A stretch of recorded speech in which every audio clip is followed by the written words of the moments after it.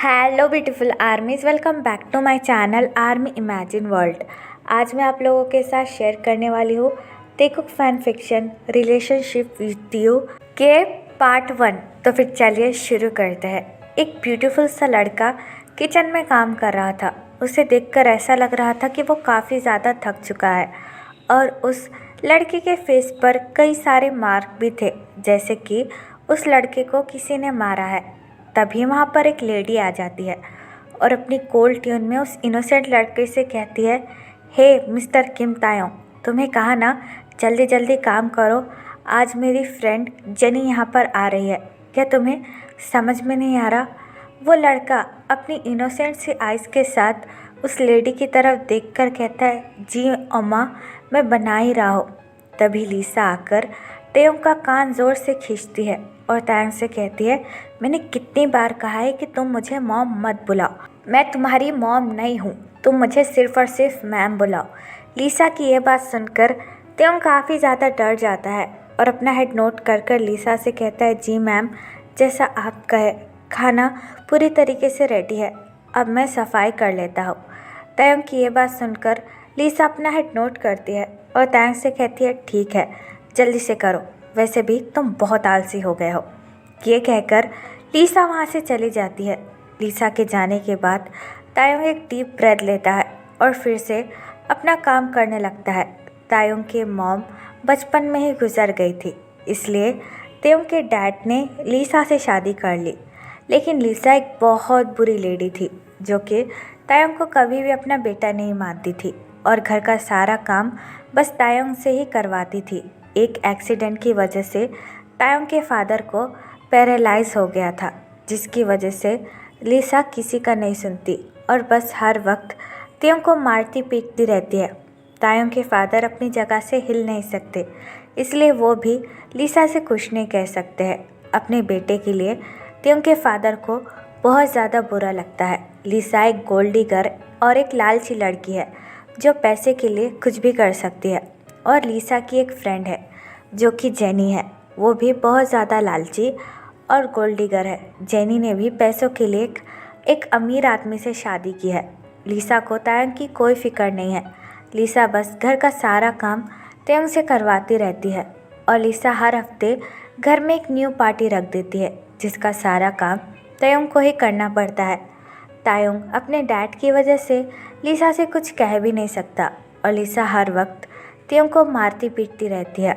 आज लीसा की friend jenny घर पर आने वाली है।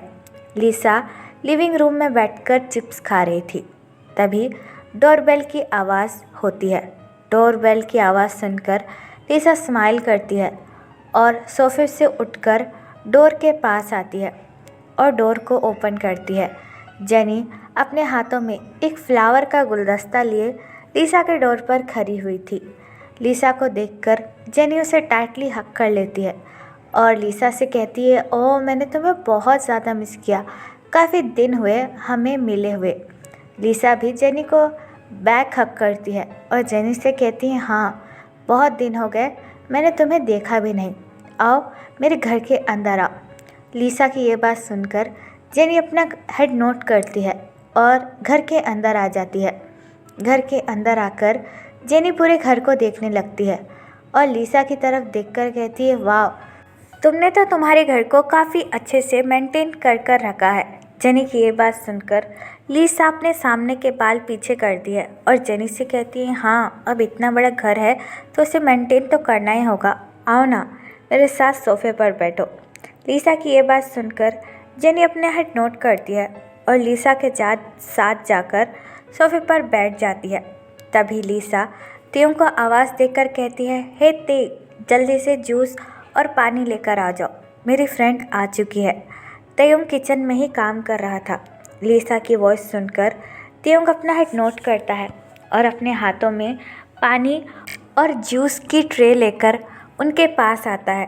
तायोंग जेनी के पास आकर जेनी को ग्रीट करता है और जेनी को जूस का ग्लास दे देता है। जेनी अपना हेड नोट करती है और जूस का ग्लास ले लेती है। तभी लीसा तायोंग की तरफ देखकर कहती है, क्या तुमने डिनर रेडी किया? हाँ, बोलो। लीसा की ये बात सुनकर तयंग अपना हेड नोट करता है और अपनी लो ट्यून में कहता है, जी मैम, मैंने डिनर रेडी कर दिया। लीसा तयंग से कहती है, ठीक है, 5 मिनट के अंदर डिनर टेबल पर लगा।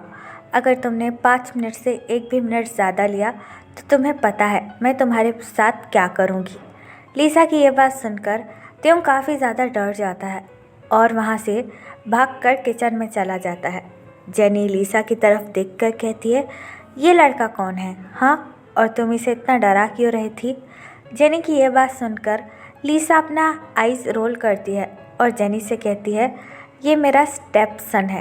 तुम्हें पता है जब मेरे हस्बैंड ने मुझसे शादी की थी तब ये भी उन्हीं के साथ था। इसकी माँ तो मर गई लेकिन इसे मेरे सर पर छोड़कर चली गई। उफ़, इतना बेवकूफ़ लड़का है, मैं तुम्हें क्या बताऊँ। लीसा की ये बात सुनकर जेनी अपना हेड नोट करती है और लीसा से कहती है, तुमने इसकी शादी के बारे में क्या सोचा है? तुम इसकी शादी क्यों नहीं करवा देती? और वैसे भी इसकी शादी होने के बाद पूरी प्रॉपर्टी तो तुम्हारी ही हो जाएगी ना। जेनी की ये बात सुनकर लीसा अपना हेड नोट करती है और जेनी से कहता है, क्या इसकी शादी? कभी नहीं, इसे तो मैं ज़िंदगी भर अपना सर्वेंट बनाकर मेरे पास रख लूँगी। और वैसे भी ये चला गया तो मेरे घर का काम कौन करेगा? ये कहकर लीसा चकल करती है। जेनी अपना एक पैर दूसरी पैर पर रखती है और लीसा से कहती है, अगर तुम इसकी शादी मेरे बेटे से करवा लो तो? जेनी की ये बात सुनकर लीसा काफ़ी ज़्यादा शॉक हो जाती है और जेनी से कहती है, क्या तुम्हारे बेटे के साथ? तुम क्या पागल हो गई हो जेनी?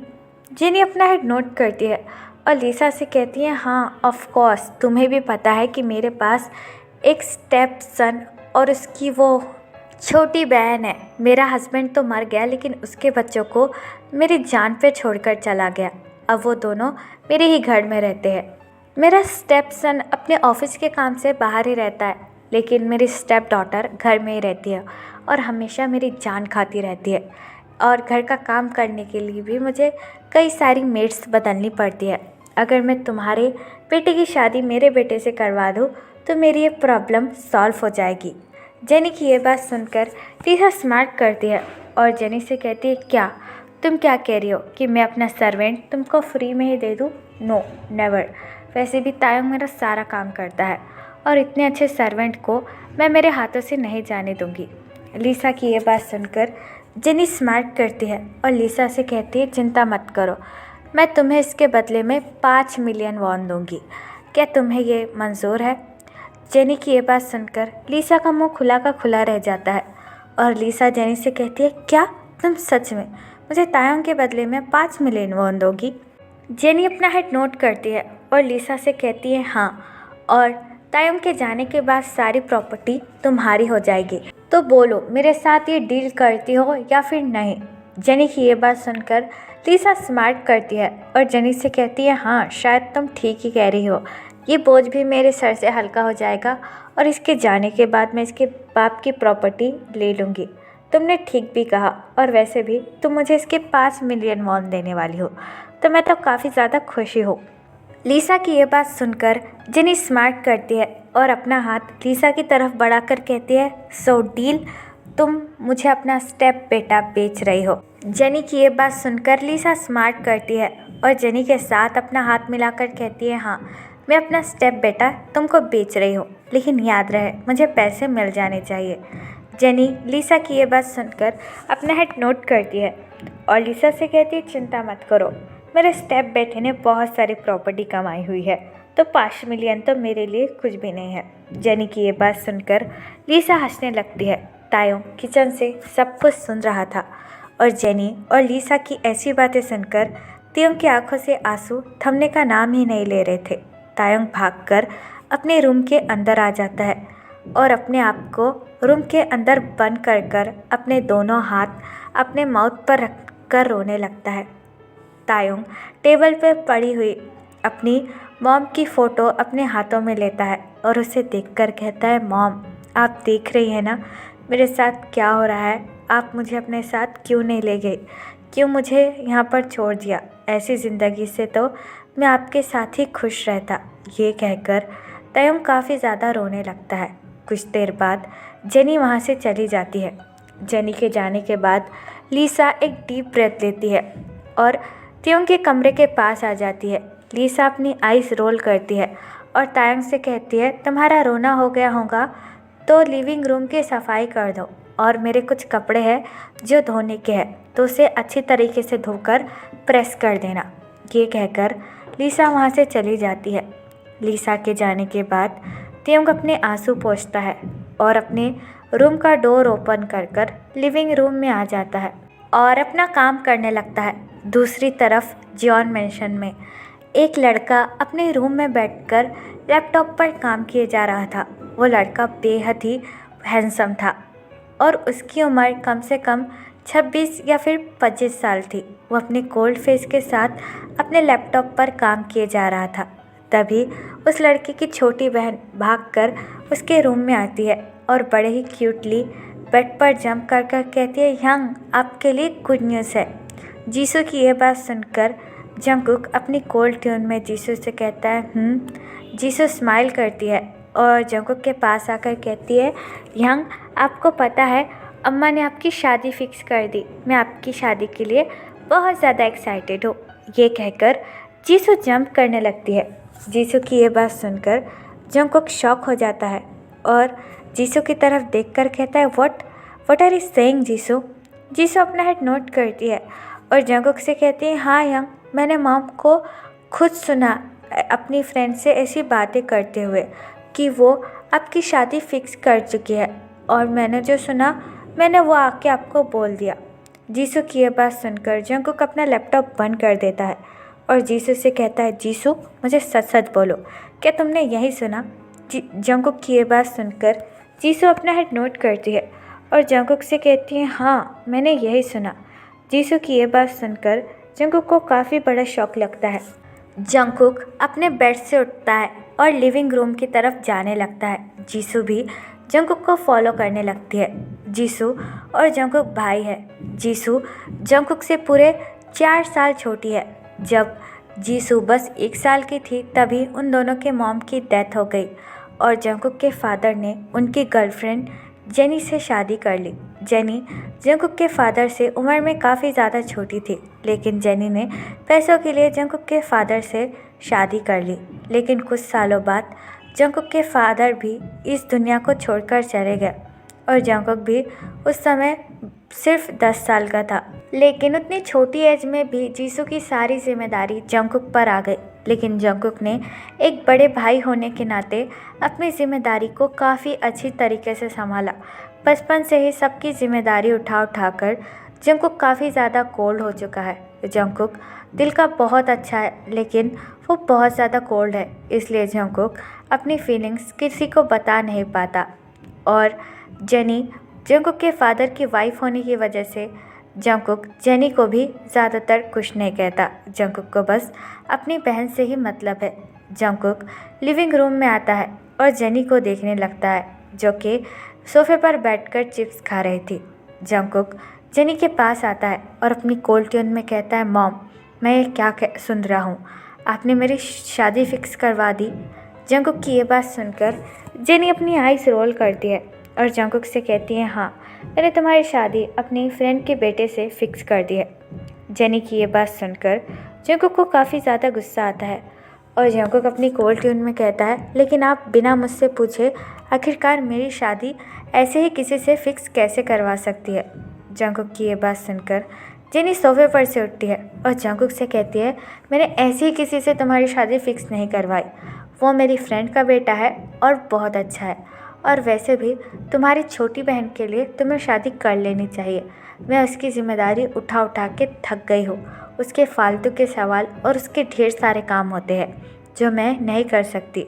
अगर तुम्हारा हस्बैंड आएगा तो वो तुम्हारा भी ख्याल रखेगा और तुम्हारी इस छोटी बहन का भी। तो तुम प्लीज़ मुझे ज़्यादा परेशान मत करो और चुपचाप उससे शादी कर लो। ये कहकर जेनी वहाँ से चली जाती है। दरअसल जीसू छोटे बच्चे की तरह बिहेव करती है, जिसकी वजह से जीसू को संभालना काफ़ी ज़्यादा मुश्किल हो जाता है। जेनी की ये बात सुनकर जंगकुक एक डीप ब्रेथ लेता है और कुछ भी नहीं कहता। तभी जीसू जंगकुक के पास आती है और बड़ी ही मासूमियत से जंगकुक से कहती है, यंग, क्या हुआ? क्या आप इस शादी के लिए रेडी नहीं हो? क्या आप मेरे लिए ब्रदर इन लॉ नहीं लाओगे? जीसू की ये बात सुनकर जंगकुक जीसू के पास आता है और जीसू के फोरहेड पर किस कर कर कहता है, ठीक है, जैसा तुम चाहो मैं वैसा ही करूँगा। जंगकुक की ये बात सुनकर जीसू काफ़ी ज़्यादा खुश हो जाती है और जंगकुक को गले से लगा लेती है। तो फिर चलिए गाइस, इस पार्ट को मैं यहाँ ख़त्म करती हूँ। आपको ये पार्ट कैसा लगा प्लीज़ मुझे कमेंट में बताना और प्लीज़ चैनल को भी सब्सक्राइब कर देना। और अगर आप भी मेरे साथ ऑनलाइन बिजनेस या फिर अफिलिएट मार्केटिंग करना चाहते हो तो आप मुझे कमेंट बॉक्स या फिर मेरी इंस्टाग्राम आईडी जो कि है देखो लव स्टोरी, वहाँ पर बता सकते हो। तो फिर चलिए गाइस, बाय, अल्लाह, टेक केयर, एपर पर यू।